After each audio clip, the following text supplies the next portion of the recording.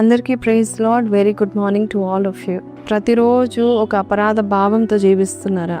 దేవుడు నిజంగా నా తప్పులు క్షమించారా? అప్పుడెప్పుడు చేసిన తప్పులు వెంటాడుతున్నాయి, అందుకే శాపము అని అనుకొని జీవిస్తున్నారా? ఈరోజు చక్కటి వాగ్దానం మీకు దేవుడు ఇస్తా ఉంటున్నాడు. హెబ్రీయులకు రాసిన పత్రిక 8వ అధ్యాయము 12వ వచనము. నేను వారి దోషముల విషయమై దయ కలిగి వారి పాపములను ఇకను ఎన్నడను జ్ఞాపకము చేసుకున్నానని ప్రభువు సెలవిచ్చుచున్నాడు. దేనికి అసాధ్యమైందంటూ ఏది లేదని బైబిల్ సెలవిస్తుంది, కానీ ఒకటి అసాధ్యమైంది ఉందంట. అది యేసయ్య చెప్తున్నాడు. ఏంటంటే, ఒకసారి నీ పాపాన్ని ఆయన తుడిచివేశాక ఆ పాపంని జ్ఞాపకం చేసుకోలేడంట. సో ఆ మెమరీలో తుడిచివేసేస్తాడంట. నిజమే, నీ పాపాలన్నీ దేవుడు తుడిచేశాడు. ఒకసారి ఒక అతను బ్యాంక్ మేనేజర్ దగ్గరికి వెళ్ళాడు.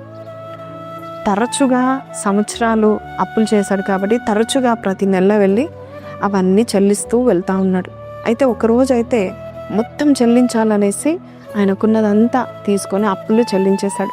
ఆ బ్యాంక్ మేనేజర్ ఆ రసీదుని చింపేసి ఇంకా ఏ అప్పు లేదని రాసి క్లియర్ అయిపోయింది, నీదంతా కూడా క్లియర్ అయిపోయింది అనేసి ఒక రసీదు రాసి ఇచ్చాడు. కానీ ఆ వ్యక్తి ప్రతి నెల ఇంట్లో బాధపడుతూ, నేను అప్పుడు అప్పులు చేశాను, నా అప్పులన్నీ ఇదిగో ఇన్ని అప్పులు చేశానని పాత రసీదులన్నీ ఓపెన్ చేస్తూ, ఇదిగో ఇక్కడ నేను అప్పు చేశాను, నేను అప్పుల వాడిని, నేను అప్పులతో బాధపడిన వాడిని అని ప్రతిసారి అదే జ్ఞాపకం చేసుకుంటా ఉన్నాడంట. చూడండి, ఏం లాభం? ఆల్రెడీ అది క్లియర్ అయిపోయాక నేను గతంలో 10 లక్షల అప్పులు చేశాను, 20 లక్షల అప్పులు చేశాను, ఇంత నష్టం చేశాను అని జ్ఞాపకం చేసుకుంటే ముందుకు వెళ్ళలేరు.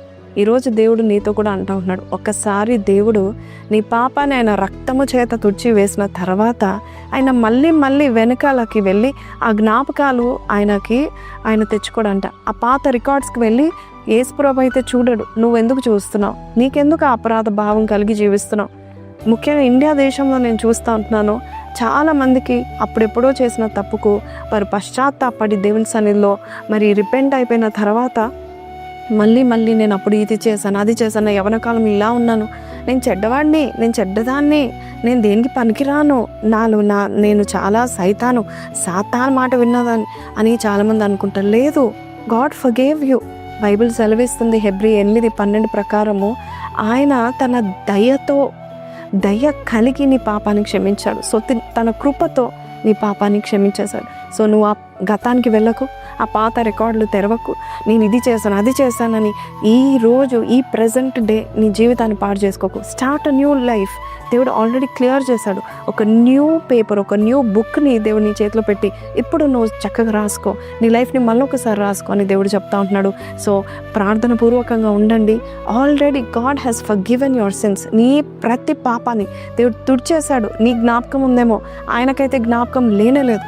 So be happy. Don't go back to that sin and don't go back to that past.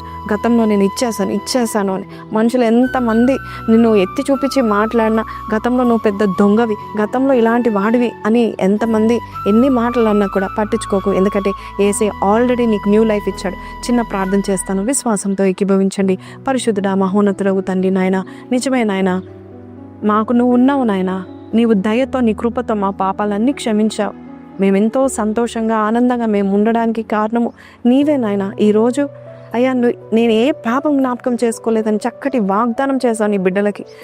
ఎవరైతే అపరాధ భావంతో ఉన్నారో, అయ్యో నేను ఈ పాపం చేశాను, నేను ఆ పాపిని, నేను ఇది చేశాను, నా యవ్వనంలో ఇలా ఉన్నాను అని ఎంతమంది అయితే బాధపడుతున్నారో ఈరోజు వారికి క్లియర్ చెట్టిచ్చావు, వారిని నాయన సంతోషపరిచావు, నీకే వందనాలు. అలాగే ఈరోజు ఎవరైతే ఇంకా అవును ప్రభా నేను నిన్న పాపం చేశాను నాయన, నన్ను క్షమించాను పశ్చాత్తపడుతున్నారో వారి పాపాలు కూడా నువ్వు క్షమించావని నమ్ముచున్నాము నాయన.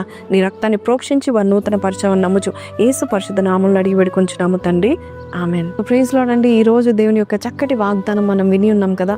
దేవుడు ఆల్రెడీ నీ పాపాలన్నీ మర్చిపోయాడు, నీవే జ్ఞాపకం చేసుకుంటున్నావు, అది జ్ఞాపకం చేసుకోకు. సో ఈ వాగ్దానం దేవుడు మీతో మాట్లాడితే కింద కమెంట్లో పెట్టండి, మై అకౌంట్ ఇస్ క్లియర్డ్ అని పెట్టండి. May God bless you. Have a blessed day. Praise the lord.